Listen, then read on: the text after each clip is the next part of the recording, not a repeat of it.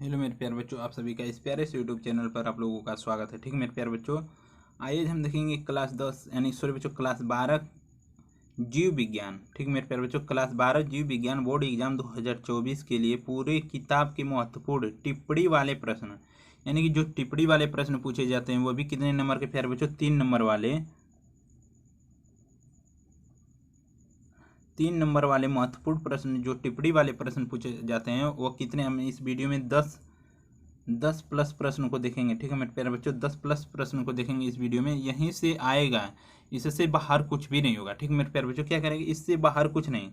हर साल पूछा हुआ प्रश्न इस वीडियो में देखेंगे और पूरी किताब के महत्वपूर्ण टिप्पणी वाले प्रश्न पूछेंगे। जितने भी टिप्पणी वाले प्रश्न पूछे हैं जाते हैं वो भी कितने नंबर वाले प्यारे बच्चों, 3 नंबर वाले। आप लोगों के यहाँ से जो क्वेश्चन बनने वाले हैं, ठीक मेरे प्यारे बच्चों, टिप्पणी वाले प्रश्न यहीं से बनेंगे, इससे बाहर कुछ नहीं बनेगा। आइए चलिए देखते हैं, पहला टिप्पणी वाला प्रश्न देखेंगे क्या कि सेरोगेट माँ पर टिप्पणी लिखिए।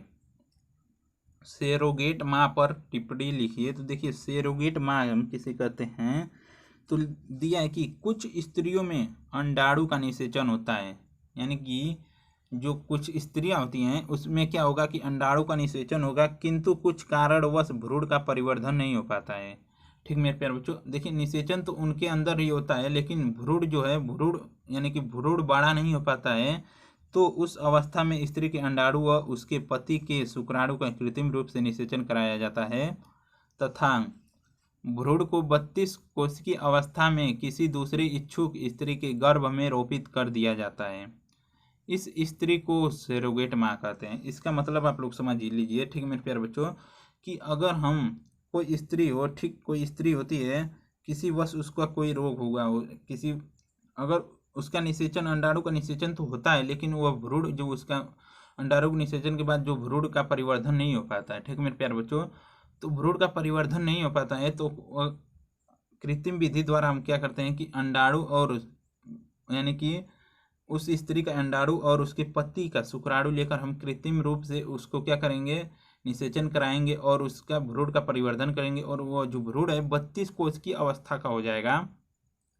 तब हम किसी इच्छुक स्त्री के, यानी कि इच्छुक स्त्री का मतलब होता है प्यारे बच्चों कि उससे हम पूछ लेंगे कि आप हमारे इस भ्रूण को पाल सकती हैं कि नहीं। तो अगर इच्छुक स्त्री के गर्भाशय में प्रत्यारोपण कर दिया जाता है, उसे हम क्या कहते हैं, सेरोगेट माँ कहते हैं। ठीक, यहाँ तक आए आप लोग समझ में।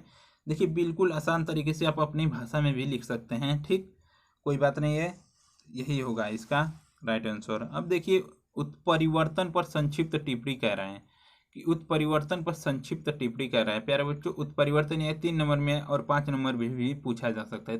5 नंबर में पूछे तो यह वाला मत लिखिएगा, दूसरा लिख दीजिएगा। अगर नहीं आ रहा हो तो इसको भी लिख सकते हैं, कोई बात नहीं है, थोड़ा बढ़ा दीजिएगा उसमें, ठीक, कुछ भी। अब देखिए इसमें, उत्परिवर्तन जीवों के शरीर में पाए जाने वाले जीन्स ही आनुवांशिक गुणों का निर्धारण करते हैं। यानी कि जीवों के शरीर में जो हमारे पास जीन पाए जाते हैं, जो हमारे शरीर में जो जीन पाए जाते हैं वही क्या है, अनुवांशिक गुण, यानी कि कौन से गुण जो है अनुवांशिक, उनका निर्धारण जीन ही करते हैं। अर्थात इसके द्वारा ही माता पिता के गुण संतानों में जाते हैं, यानी कि जो माता पिता के गुण होंगे वही संतानों में भी गुण जाएंगे। और देखिए क्या कह रहा है कि बिना किसी परिवर्तन के संतानों में पहुंचकर इनमें जनकों जैसे लक्षण पैदा करते हैं, लेकिन कभी इन जीनों की संरचना, क्या कह रहा है, इन जीनों की संरचना या व्यवस्था में अचानक कुछ हो जाए। ठीक मेरे प्यारे बच्चों, कभी कभी जो है, जो जीन होते हैं वह माता पिता से संतान में जब पहुंचते हैं, उसके और पहुंचने के बाद यानी कभी कुछ परिवर्तन हो जाता है, यानी कि इंजीनी संरचना में कुछ अचानक कोई परिवर्तन हो जाता है। और देखिए, तो आगे चलिए देखते हैं कि परिवर्तन आ जाते हैं, फलस्वरूप संतानों के लक्षण जनकों से एकदम भिन्न हो जाते हैं। इसी प्रक्रिया को ही हम उत्परिवर्तन कहते हैं। तो अगर आप लोग इसको शॉर्ट में समझना चाहें प्यारे बच्चों कि उत्परिवर्तन हम किसे कहते हैं, तो देखिए जनकों से, यानी कि हमारे हमारे शरीर में जो जीन होते हैं वो क्या करते हैं, अनुवांशिक पदार्थ होते हैं। जो अनुवांशिक पदार्थ यानी कि अनुवांशिक बातों को या अनुवांशिक चीज़ों को, ठीक मेरे प्यारे बच्चों, हमारे जनक यानी कि माता पिता से संतानों में जो जाता है लक्षण, ठीक, उसी अगर उसमें कोई परिवर्तन हो जाता है तो उसके, अगर उस जीन में किसी भी प्रकार का जो परिवर्तन आ जाता है तो वो क्या हो जाए, वो लक्षण जो है एकदम उनसे क्या होता है, माता पिता से एकदम भिन्न हो जाता है। ठीक, माता पिता से एकदम भिन्न हो जाता है, उसे हम क्या कहेंगे, उत्परिवर्तन कहेंगे। अगर वो लक्षण माता पिता से भिन्न हो गया तो उत्परिवर्तन होगा, अगर भिन्न नहीं होता है तो उसे उत्परिवर्तन नहीं कहेंगे। ठीक, अब देखिए उत्परिवर्तन जो है यह दो प्रकार का होता है।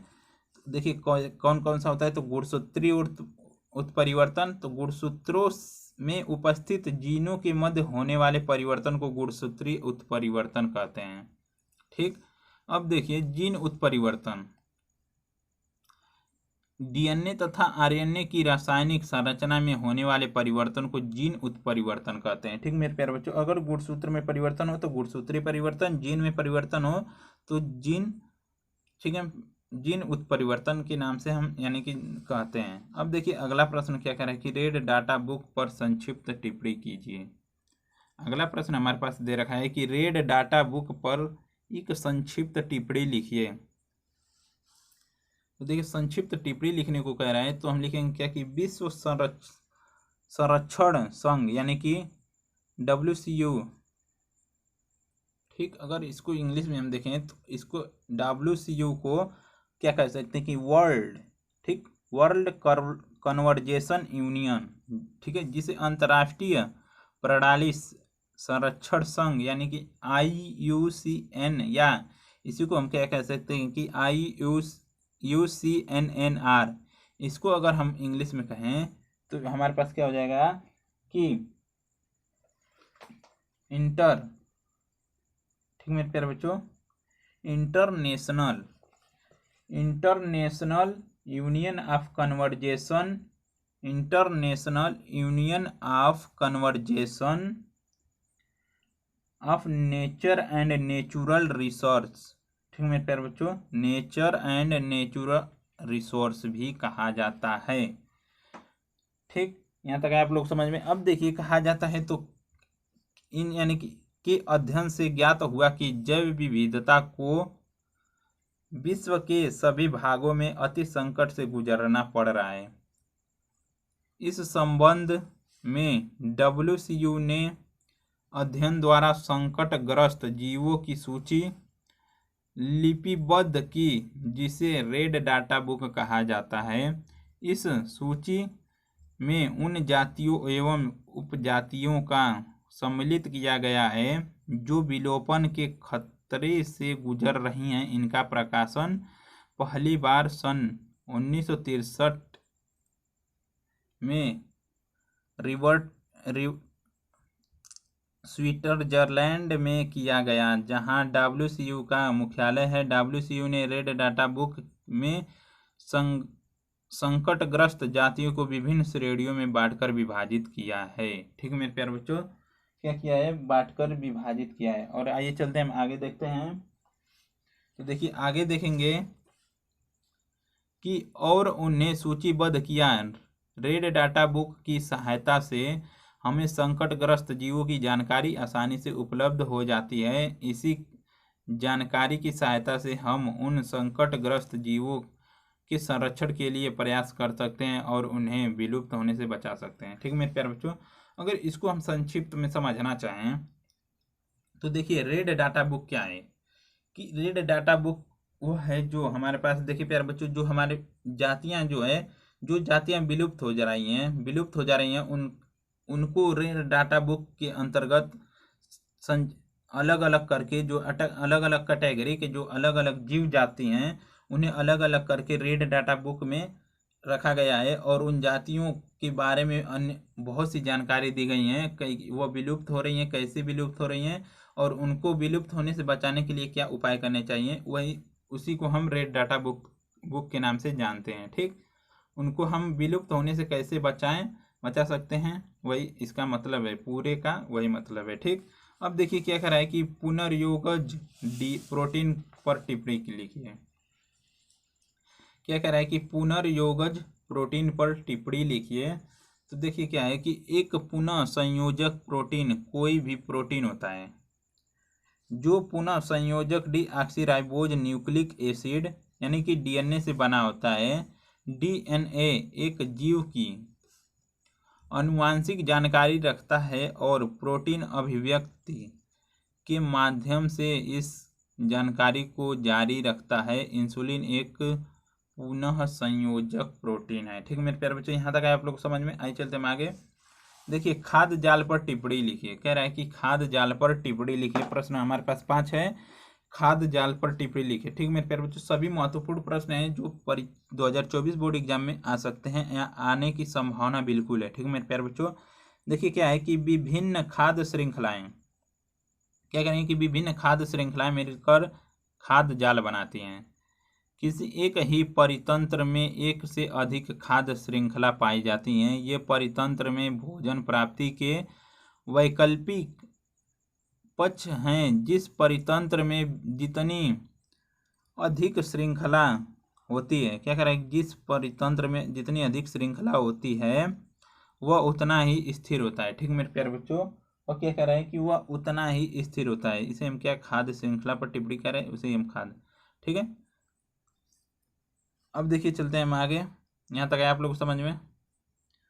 देखिए अगला प्रश्न हमारे पास 6वां प्रश्न क्या कह रहा है कि लिंग गुणसूत्रीय ट्रायोसोमी पर टिप्पणी लिखिए। लिंग गुणसूत्रीय ट्रायोसोमी पर टिप्पणी लिखने को हमसे कह रहा है।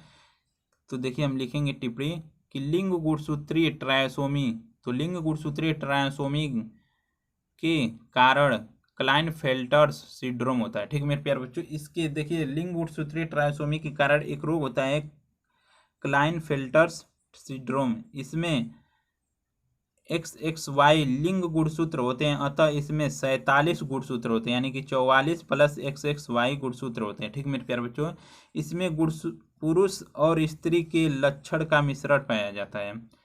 जो ट्रायोसोमी है इसमें जो है पुरुष और स्त्री दोनों का लक्षण जो है इस ऐसे व्यक्तियों में पाया जाएगा। तो यहाँ पर देखिए वाई गुणसूत्र की उपस्थिति के कारण इनका शरीर लंबा व सामान्य पुरुषों जैसा होता है। यानी कि ऐसे जो मनुष्य होते हैं जो क्लाइनफेल्टर सिंड्रोम से ग्रसित होते हैं, उनका जो शरीर है वाई गुणसूत्र की उपस्थिति के कारण शरीर जो है लंबा व सामान्य पुरुषों जैसा होता है। और देखिए लेकिन आगे क्या कह रहा है कि लेकिन अतिरिक्त X गुणसूत्र के कारण इनके वृषण तथा अन्य जननांग व जनन ग्रंथियां अल्प विकसित होते हैं।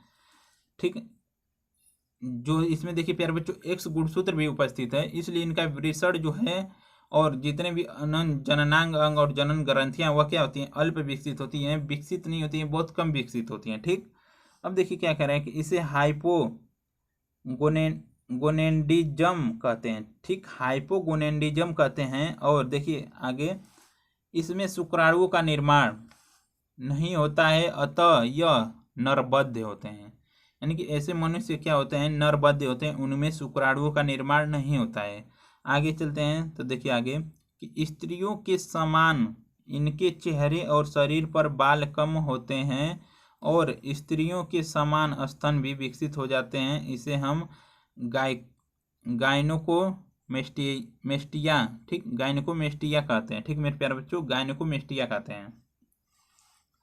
अब देखिए आगे कि ये असामान्य पुरुष असामान्य अंडों, यानी कि कोई असामान्य पुरुष हो और असामान्य अंडा हो। ठीक है, देखिए क्या कह रहा है कि असामान्य पुरुष और असामान्य अंडों व क्या कह रहा है कि सामान्य शुक्राणु से या समान अंडों व असामान्य शुक्राणु के फलस्वरूप बनते हैं। ऐसे असामान्य अंडे या शुक्राणु X गुणसूत्रों के वियोजन से बनते हैं। ऐसे क्लाइनफेल्टर सिंड्रोम भी कहते हैं। ठीक मेरे प्यारे बच्चों, क्लाइनफेल्टर सिंड्रोम भी कहते हैं। और देखिए आगे, जिसे लिंग गुणसूत्र XXY या XX या 3 से अधिक XXY, XXXY और XXXY भी होते हैं। ठीक मेरे प्यारे बच्चों, यहाँ पर देखिए क्या कर रहा है, इसका नीचे वाले का मतलब आप समझ जाएंगे, असामान्य पुरुष और असामान्य अंडों। ठीक मेरे प्यारे बच्चों, यहाँ पर देखेंगे असामान्य पुरुष यानी कि जो पुरुष हो वह क्या असामान्य हो, किसी उसका क्या हो, एक गुणसूत्र क्या हो, चेंज हो या ग्रसित हो। यहाँ पर देखिए असमान अंडों, यहाँ पुरुष का हमारे पास क्या होता है, X और Y होता है। ठीक, और यहाँ पर देखिए लिंग गुणसूत्र और यहाँ पर देखिए असामान्य अंडों क्या कह रहा है कि अगर यह क्या दोनों से रिएक्ट कर दे, ठीक, यह जाए और दोनों से रिएक्ट कर दे, ठीक मेरे प्यारे बच्चों, तो यहाँ पर क्या बचेगा XXY, ठीक। अब देखिए यहाँ पर क्या कह रहे हैं कि वह सामान्य शुक्राणु व सामान्य अंडों,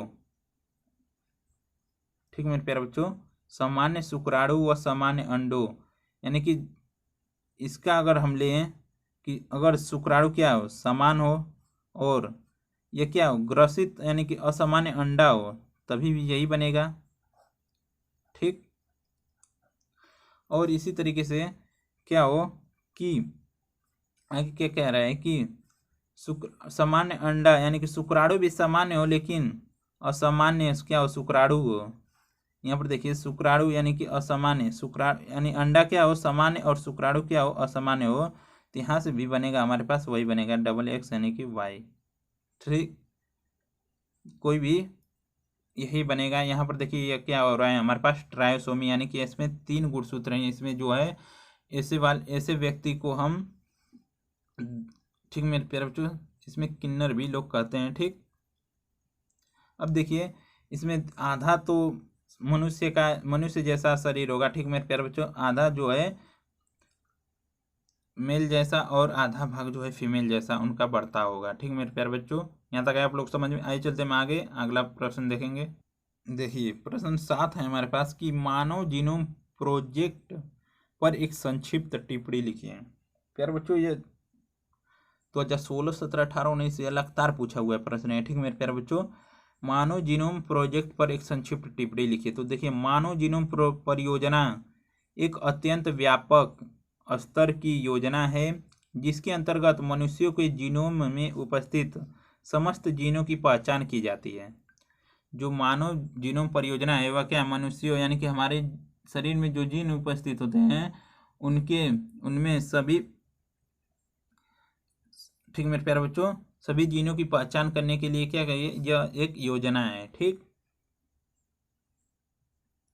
मानव जीनोम में 3 × 10⁹ क्षार युग्म होते हैं, ठीक। मानव जीनोम में 3 × 10⁹ क्षार युग्म होते हैं तथा प्रति क्षार पहचानने के लिए अमेरिका के $3 का खर्च आता है, ठीक मेरे प्यारे बच्चों। अगर एक क्षार हम पहचानेंगे तो उसमें लगभग $3 का खर्च आता है। अब देखिए आगे, इस प्रकार संपूर्ण योजना पर $9 मिलियन का खर्च आएगा, यानी कि संपूर्ण योजना पर $9 मिलियन का खर्च आएगा। अब देखिए आगे कि अनुक्रमों यानी कि ज्ञात अनुक्रमों का संग्रहण करने के लिए 1000 पृष्ठों की लगभग 3300 पुस्तकों की आवश्यकता होगी।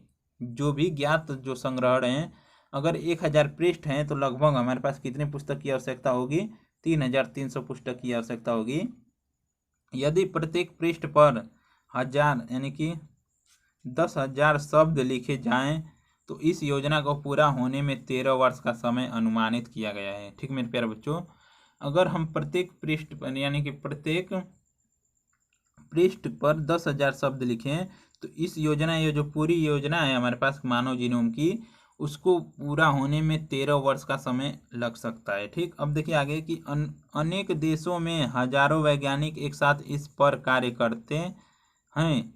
इसकी प्रथम प्रक्रिया पूर्ण होने में 10 वर्ष का समय लग सकता है, ठीक मेरे प्यारे बच्चों। अगर अनेकों देश के वैज्ञानिक जो हैं इस पर अगर कार्य करें सभी मिलकर तो इस प्रक्रिया को पूरा होने में 10 वर्ष का समय लगेगा, ठीक मेरे प्यारे बच्चों। कितने वर्ष का 10 वर्ष का समय लगेगा, ठीक। यहाँ तक आप लोग समझ में आइए, चलते हम आगे देखेंगे कि हाथी पाँव या फाइलेरियोसिस या फील पाँव या टिप्पणी कीजिए। कह रहा है कि हाथी पाँव या फाइलेरियोसिस या फील पाँव पर टिप्पणी लिखिए।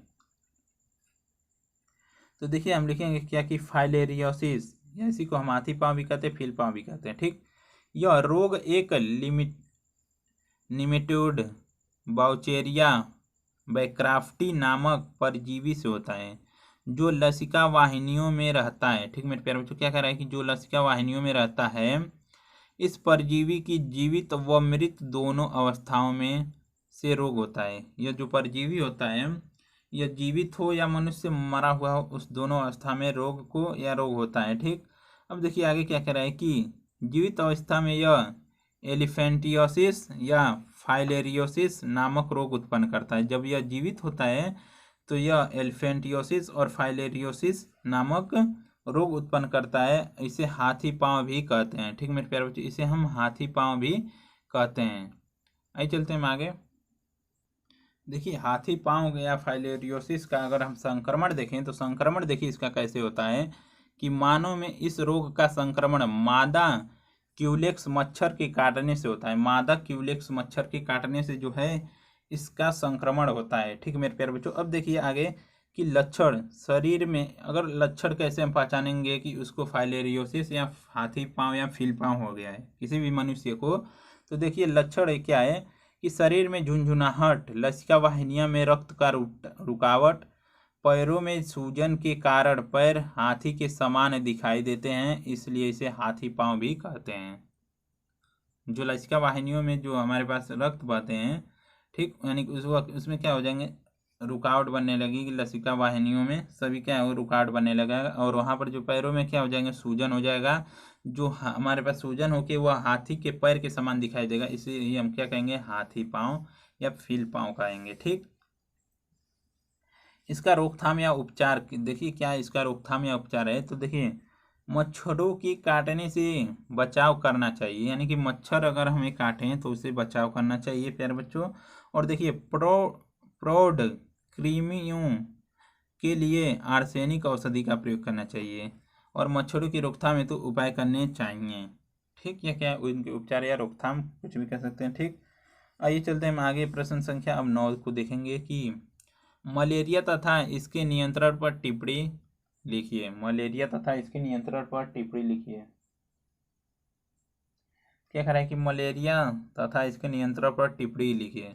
तो देखिए मलेरिया हम किसे कहते हैं, तो लिखेंगे मलेरिया 19वीं सदी तक लोग यह समझते थे कि मलेरिया रोग दलदली स्थानों से निकली गंदगी व नम हवा के कारण होता है। इसका मलेरिया इसी कारण नाम रखा गया है, यानी कि गंदगी हवा। मलेरिया माने मल माने मल यानी गंदगी, एरिया यानी कि हवा, ठीक, उसके वातावरण, ठीक, यानी कि इसीलिए हम मलेरिया इसका नाम रखा गया है। पहले यानी कि 19वीं सदी के लोग कहते थे। ठीक मेरे प्यारे बच्चों, अब देखिए रोगजनक यह किसके कारण होता है रोगजनक, यह रोग एक कोशिकीय प्रोटोजोअन परजीवी प्लाज्मोडियम द्वारा होता है। यह जो मलेरिया है यह एक कोशिकीय प्रोटोजोअन परजीवी प्लाज्मोडियम द्वारा होता है। इसका संक्रमण देखिए कैसे होता है, तो इस रोग का वाहक मादा एनाफिलीज मच्छर होता है, यानी कि यह इसका संक्रमण जो होता है, अगर किसी को मलेरिया हुआ है तो एनाफिलीज मच्छर जो है इसका संक्रमण कराती है। ठीक मेरे प्यारे बच्चों, दूसरे को काटती हैं तो उसको भी एनाफिलीज मच्छर से इनका संक्रमण होता है। देखिए लक्षण, इसका लक्षण हम देखेंगे कि लक्षण मलेरिया में बुखार चढ़ने से पहले रोगी की भूख खत्म हो जाती है। अगर मलेरिया का बुखार किसी को चढ़ना हो, ठीक मेरे प्यारे बच्चों, तो उस रोगी की क्या भूख खत्म हो जाती है, पहले से बहुत कम खाने लगेगा, कुछ ना के बराबर। ठीक, अब देखिए आगे कि मुंह सूखने लगता है और सिर, पेशियों और जोड़ों में दर्द होता है तथा जी मिचलाने लगता है। ठीक मेरे प्यारे बच्चों, जी मिचलाने लगता है। आइए चलते हैं हम आगे। यहाँ तक है आप लोग समझ में? ठीक, अब देखेंगे नियंत्रण एवं बचाव। ठीक मेरे प्यारे बच्चों, अब देखेंगे नियंत्रण एवं बचाव। तो पहला बचाव या नियंत्रण है हमारे पास, अपने आसपास गंदे पानी को इकट्ठा होने न दें। दूसरा क्या है कि मच्छरों से बचाव के लिए मच्छरदानी का प्रयोग करें। और तीसरा, आसपास के गड्ढे में पानी रुकने ना दें, आसपास के गड्ढों में पानी रुकने ना दें। ठीक, अब देखिए दोहरा निषेचन। अगला प्रश्न हमारे पास क्या है कि दोहरा निषेचन को परिभाषित कीजिए या द्वि निषेचन पर संक्षिप्त टिप्पणी लिखिए। ठीक मेरे प्यारे बच्चों, तो देखिए द्वि निषेचन, नर जनन कोशिका में परागनलिका के अंदर समसूत्री विभाजन होता है जिनसे दो नर युग्मक का निर्माण होता है। ठीक मेरे प्यारे बच्चों, इसमें से एक नर युग्मक मादा युग्मक से क्रिया करके युग्मनज का निर्माण करता है जो विकसित होकर भ्रूण बन जाता है, तथा दूसरा नर युग्मक जो दो ध्रुवीय केंद्रकों से क्रिया कर लेता है, जिससे प्राथमिक भ्रूणपोष केंद्र का निर्माण होता है, यही बाद में भ्रूणपोष बन जाता है। इस संपूर्ण क्रिया को ही दोहरा या द्विनिषेचन कहते हैं। प्यारे बच्चों देखिए क्या करा है कि जनन कोशिका में जो परागनालिका होती है उसमें समसूत्री विभाजन जब होता है तो हमारे पास दो नर युग्मक बनते हैं। ठीक, दो नर युग्मक बनेंगे, यहाँ पर 2n यानी कि दो नर युग्मक बनेंगे। तो यहाँ पर एक नर युग्मक यानी कि एक नर युग्मक जो है अंड कोशिका से संलयन करेगा,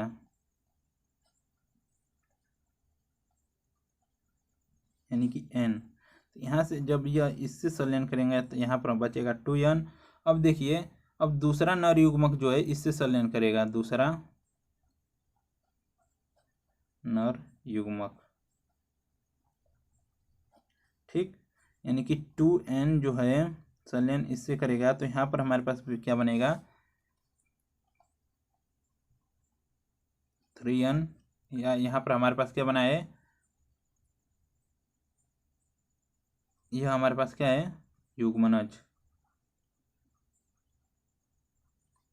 अब यह जो है संलयन करेगा। ठीक मेरे प्यारे बच्चों, इससे इसमें का दो जो नर युग्मक बना था तो पहला जो है अंड कोशिका से करेगा और दूसरा युग्मनज से करेगा। ठीक मेरे प्यारे बच्चों, इससे दूसरा नर युग्मक संलयन करेगा।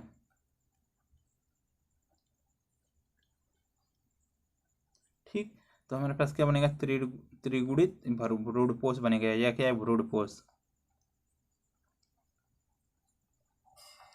प्यारे बच्चों अगर देखें तो यहाँ पर निषेचन की प्रक्रिया कितनी बार हुई है, 2 बार। यहाँ पर भी निषेचन हुआ है और यहाँ पर भी निषेचन हुआ है। निषेचन की प्रक्रिया 2 बार हुई है, इसलिए इसे हम क्या दोहरा निषेचन या द्विनिषेचन कह रहे हैं। ठीक, यहाँ तक आप लोग समझ में। अगर वीडियो अच्छा लगा तो वीडियो को लाइक कर दीजिएगा, चैनल पर नए आए तो चैनल को सब्सक्राइब कर लीजिएगा। धन्यवाद मेरे प्यारे बच्चों, धन्यवाद वीडियो को लास्ट तक देखने के लिए, धन्यवाद। आइए मिलते हैं अगले वीडियो में, तब तक के लिए बाय।